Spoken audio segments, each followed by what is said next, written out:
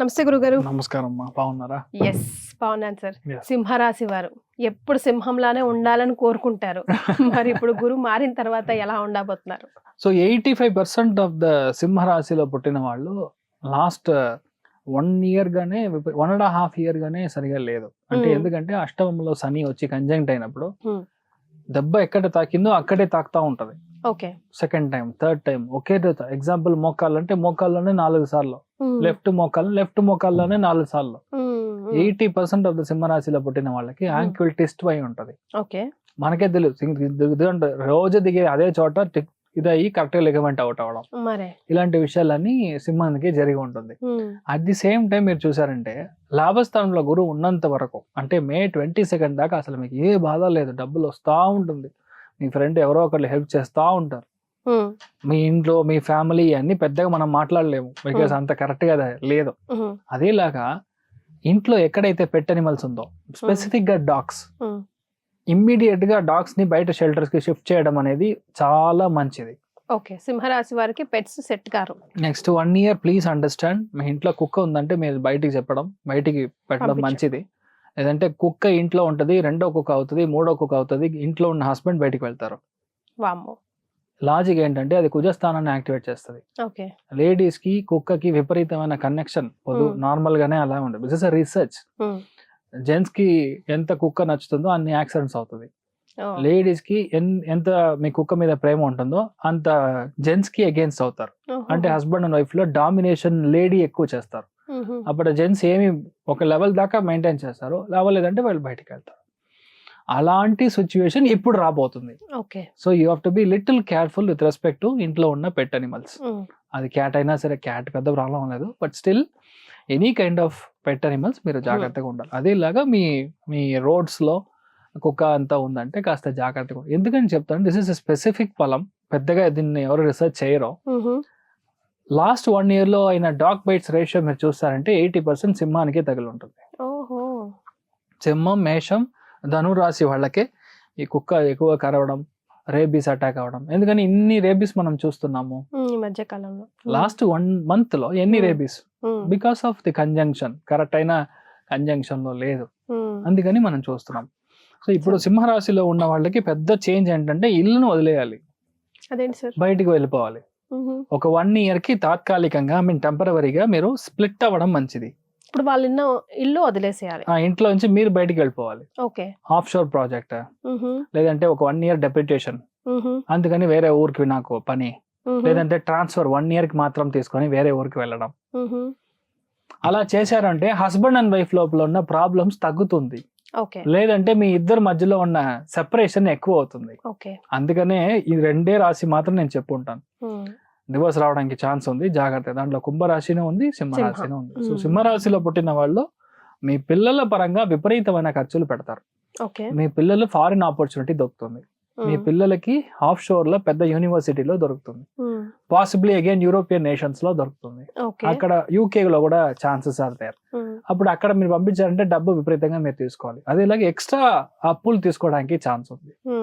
Credit card level కాదు నేను చెప్పేది, పెద్దది EMI మాత్రమే పెద్దగా మీరు కట్టేలాగా ఒక సిచ్యువేషన్ రావచ్చు. సో ఆ చేంజ్ అనేది జరుగుతుంది. ఇంకొకటి 2 నక్షత్రానికి ఒకలాగా యావరేజ్ గా పర్వాలేదు ఈ ఇయర్.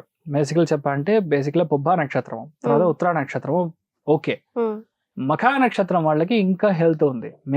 మఖా నక్షత్రం వాళ్ళు ఇన్ జనరల్ సింహరాశి వాళ్ళకి చూసారంటే లాస్ట్ 1 year ప్లస్ ఈ డిసెంబర్ దాకా హెయిర్ ఫాల్ ఎక్కువ అవుతా ఉంటుంది. బికాస్ ఒంట్లో వచ్చి దర్ ఇస్ కరెక్ట్ గా అయినా ఒక మెటబాలిజం లేదు. ఇంకొకటి 80% డిప్రెషన్ లోనే ఉంటారు. మాట్లాడడానికి ఎవరు, నా ప్రాబ్లం చెప్పుకోవడానికి నాకు ఎవరు లేదండి, నేను ఎక్కడ వెళ్ళి చెప్తాను. స్పేస్ అసలు దొరకదు హస్బెండ్ అండ్ వైఫ్ లో. లేదా ఇంట్లో విపరీతమైన రెస్పాన్సిబిలిటీస్, అందుకని మీరు పని చేయాలి, వాళ్ళు పని చేయాలి. సో వర్కింగ్ అవర్స్ వచ్చి చాలా ఎక్కువ అయిపోతుంది. 11 o'clock 12 o'clock దాకా.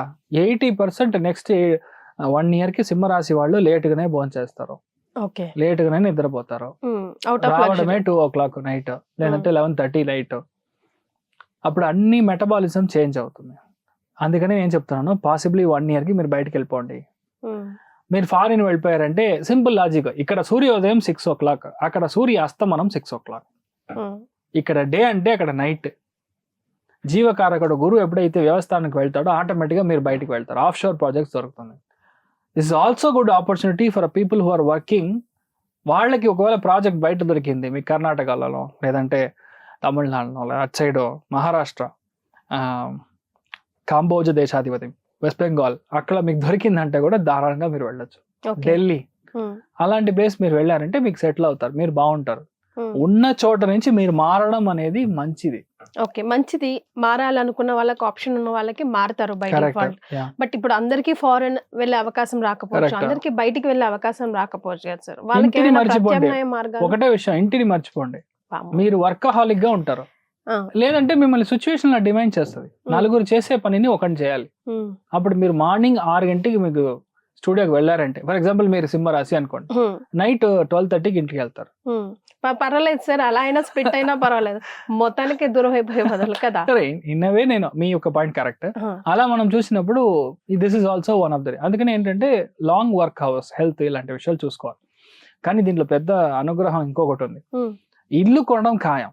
ఓకే, ఇల్లు గ్యారంటీగా మీరు కొంటారు. ఇల్లు కొంటారు. ఎవరి పేరు మీద? మీ హస్బెండ్ పేరు మీద ఇల్లు కొంటారు. మీ వైఫ్ పేరు మీద. హస్బెండ్ అయితే వైఫ్, వైఫ్ అదే హస్బెండ్. అలా ఇల్లు కొనడానికి ఛాన్స్ ఉంది. సో దాని యొక్క బర్డెన్ తగ్గుతుంది. ఇప్పుడు రెంట్ ఇచ్చే బర్డెన్ తగ్గుతుంది. ఇల్లు కొనడం అనేది 100% జరుగుతుంది. డిఫరెంట్ యాంగిల్ లో కొలాటరల్ సక్సెస్ జరుగుతుంది.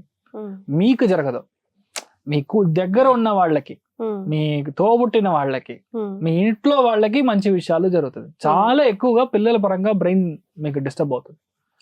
నా పిల్లల పరంగానే నాకు ఇంత ఇష్యూ సార్, మా పిల్లల కోసం ఇంత ఖర్చు పడుతున్నాను సార్, మా పిల్లల కోసం మేము అంతా షిఫ్ట్ అయ్యి ఇక్కడ వచ్చేసాం సార్, మా పిల్లల కోసం ఇక్కడ కాలేజీలో సీట్ దొరికిందని ఇంటికి వదిలేసి వచ్చాం సార్.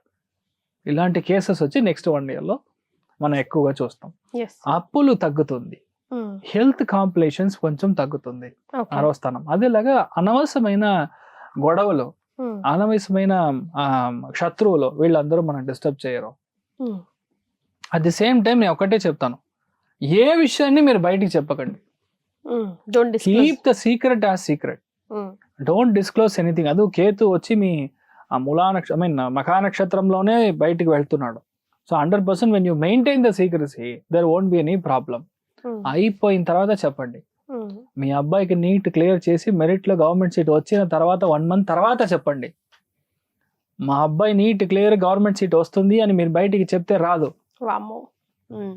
కేతు అలాంటి ఒక గ్రహం. కానీ ఐ హావ్ సీన్ చాలా మంది సింహరాశుల వాళ్ళకి ఇది ఉంటది సార్, ఏదైనా చెప్తే పని అవ్వదు అన్నది ఉంటది. అందుకని దయచేసి మీరు బయటికి చెప్పకుండా చేయండి, చాలా బాగుంటారు. సింహంలో పుట్టిన వాళ్ళు ఒకటే సిచ్యువేషన్, మీరు ఫినాన్షియల్ గా గ్రోత్ అనేది గ్యారంటీగా ఉంటుంది. ఎందుకంటే multiple source of income generate చేస్తారు. ఏ స్థానం ఉన్నప్పుడు సెకండ్ జోన్, సెకండ్ ఇన్కమ్ అని. సర్వీస్ సెక్టర్ లో ఎవరైతే ఉన్నారో వాళ్ళకి చాలా బాగుంటుంది.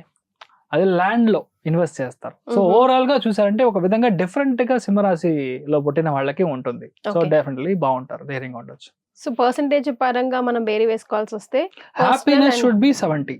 ఓకే, ఆర్థికంగా 80% ఉంటుంది. హెల్త్ గ్యారంటీగా చూసుకోవాలి. మెయిన్ గా back, lower back, L4, L5, tail bone, అదేలాగా మీ యొక్క మలం, మోషన్ వెళ్ళే స్థలం, ఇవన్నీ కాస్త చూసుకోవాలి. Right sir. మరి వీరికి రెమెడీస్ ఒకటే, రాజగణపతి అంటాం. అంటే వినాయకుడు రాజ అలంకారంలో ఉండాలి. అలాంటి వినాయకుడిని మనం పాసిబుల్ గా సండే రోజు, ఆదివారం రోజు పొద్దున్న 6 to 7 ఆ టైంలో వెళ్ళి అభిషేకం చేయించి దర్శనం చేసి రావడం. సో గడ్డిని వచ్చి మనం ఒక మాల లాగా చేసి మనకి వినాయకుడికి వేశారంటే మీ యొక్క అన్నెసెసరీ ఆటంకాలు క్లియర్ అవుతుంది. So you will be happy. Yes. Thank you so much, sir. నమస్కారం. Thank you.